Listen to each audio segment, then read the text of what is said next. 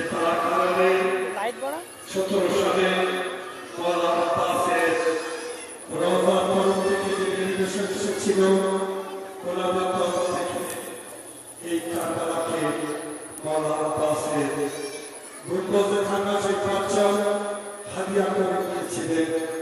আর সেই পাঁচজন আমরা প্রতি বছর এই 9 মহরমের মজলিসের আগে এখানে জিয়ারতের জন্য লাগানো হয়।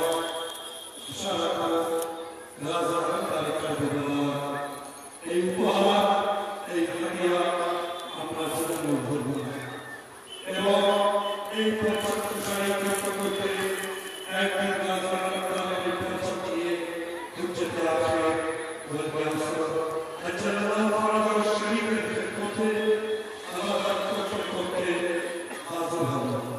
সেই জন্য সকলকে দুই হাত তুলে আমার সঙ্গে শক্তি আছে জবাব দেবেন। আপনাদের উপরে